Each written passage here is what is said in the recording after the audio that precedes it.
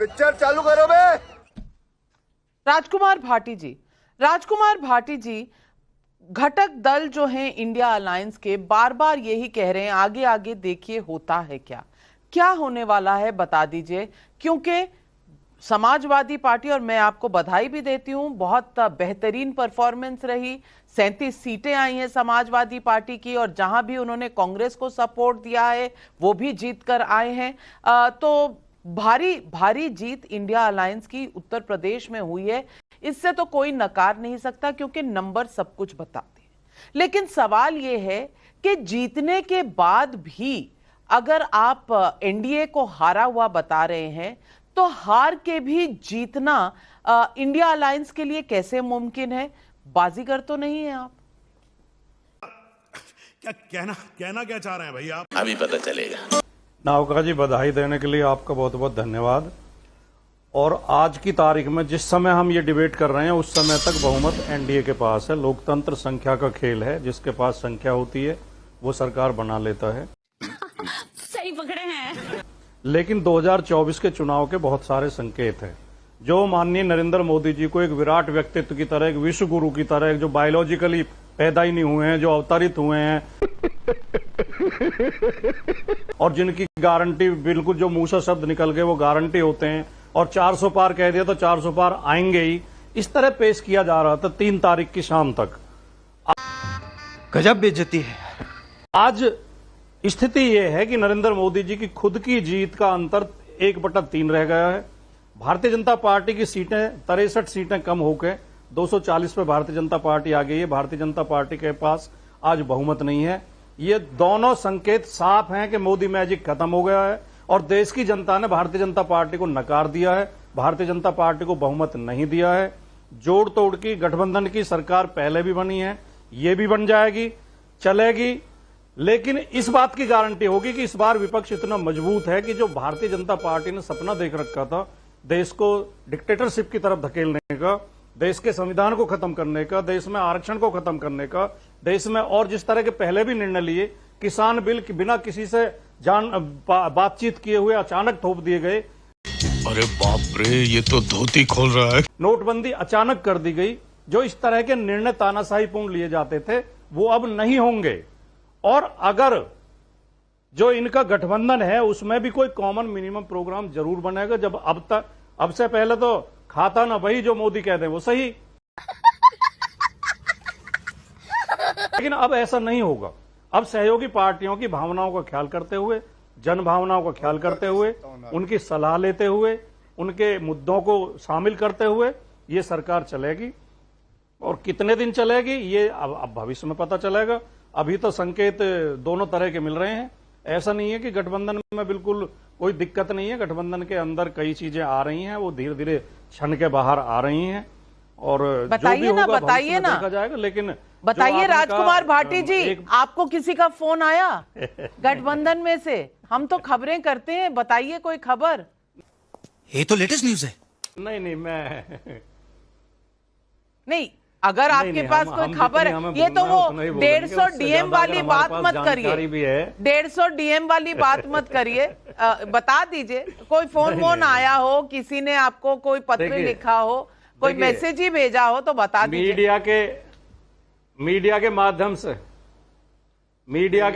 से ही हमें ये पता चला है कि चंद्रबाबू नायडू जी ने लोकसभा अध्यक्ष और 5 मंत्रालय की शर्त रख दी है।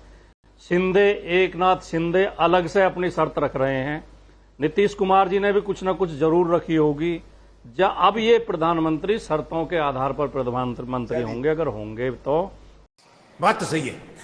और जो माननीय अटल बिहारी वाजपेयी जी कहते थे, उन्होंने व्यंग में एक बार कहा था, वो बहुत साहित्यिक व्यक्ति थे, बहुत अच्छी भाषा उनकी होती थी, उनके जो हास्यबोध था बहुत अच्छा था, जिसे सभी लोग पसंद करते थे।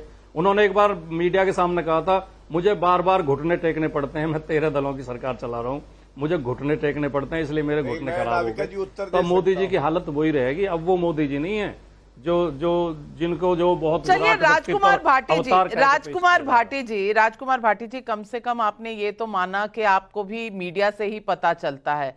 तो ये मीडिया कौन सी है, कौन सा इको चैम्बर है जो ये लिख रहा है, ये सब जानते हैं। ये आप भी एक पॉइंट एजेंडे, आप भी इसमें कोई एक, एहसान जताने की, मीडिया का काम ही ये है। हाँ बिल्कुल मेरा काम है, बिल्कुल मेरा काम, ही है। और हाँ जी, मीडिया का बिल्कुल काम मेरा काम।